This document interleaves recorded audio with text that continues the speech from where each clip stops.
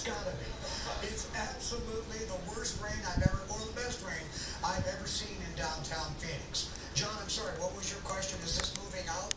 Yeah, we could. I mean, you know how some of these reports from storm chasers. These are trained storm reporters. 65-mile-an-hour gust in Tempe, 61 in Guadalupe, 50 at Papago Park, hail at Mill and 5th in Tempe, hail and 75/100ths of an inch of rain at ASU. This is a big storm and is still out there. It's raging. They knew there were power outages, but they couldn't safely get their crews out. Well, and imagine, you still have kind of a sweltering condition out there, so it's very uncomfortable without having coolant, as well as just not having your lights. So, and not to lecture people, but if you don't have to, if you just need to run to the grocery store to get something, maybe put it off till tomorrow because yeah, you're not missing much. It's that's very for sure. Dangerous on the road tonight with the power and all of that. All right, we're going to continue on with weather throughout the broadcast tonight, but let's just change it up. Okay, I didn't see them actually get into the ambulance, so I didn't know if anybody had gotten out or anything.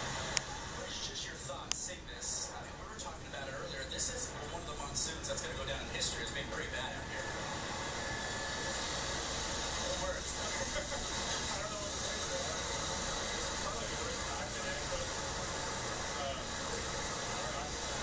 just wanted to come out here. Well, Dustin, we appreciate your insight into this. Obviously, this is going to be a long, arduous cleanup here right along the 19th Ave and I-10. So we have the bridge here. When we were driving, there is a group, about 3 or 4 bikers that are basically trapped underneath I-10 right now, surrounded by all sides of water. We saw a guy just a few minutes ago with a trailer that's trying to get in there to pick them up. But this area right under the I-10 here at 19th Ave is pretty well flooded right where they are. If you stay right towards the median, you're okay, but on these sides, it gets really deep. And of course, it is pitch black out here. So this is leading for some very treacherous situations out here for a lot of these drivers. Now, I do want to talk to Dustin. This is Dustin right here.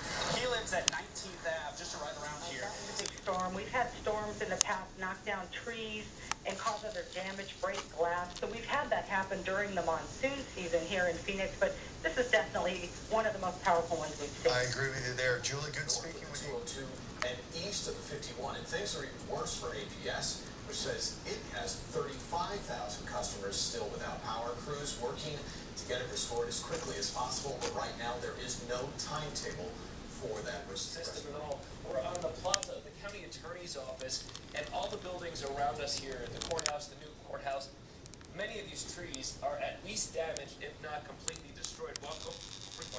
Another huge old tree has been here for years and years, planted here in the concrete. The entire old root system ripped out. The irrigation pipes also completely ripped out as well. Over at the South Tower over there, a lot of those newer trees, those smaller root systems were no match for these 60-mile-an-hour winds and the intense rain, which is right around 7:45 tonight. And whether you're an animal lover or not, it's kind of sad down here because these trees were full of birds and bird nests, and all the birds are kind of wandering around here wondering what the heck happened. There's a little group of them huddled in that tree.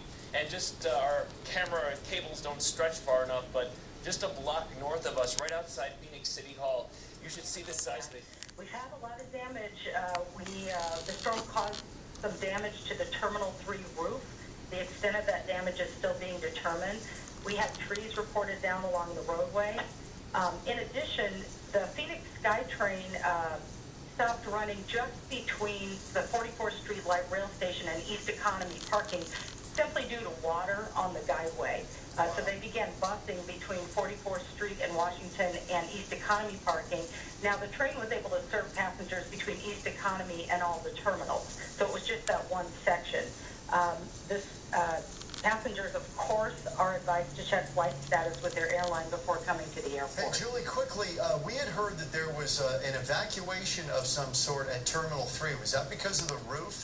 This was in the passenger area. Did you have to move people out of Terminal 3 at all? When the damage first occurred to the roof, passengers were moved either out or just to one end of Terminal 3. We're still assessing that and looking back at what was happening at that time. But when the damage first occurred, passengers were moved out of the area, and now they're back in.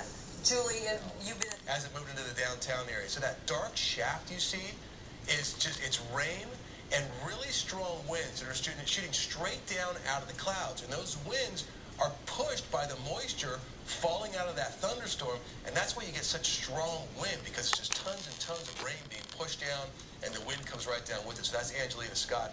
Nice shot there. But then the storm broke out into several cells, and here's a good shot of this. Here's it spread out in much of the central and east valley. So Paige Kelso, good shot for there. Thank you. And we never want to encourage people to go out into a lightning storm, but if you have to do it, get a good shot, like this one right here. Two kids watching the storm, getting a great view of a lightning strike. Donald Fanning, great composition. And hey, keep the pictures coming. They'll use a lot more of these pictures in our morning show tomorrow, but good job.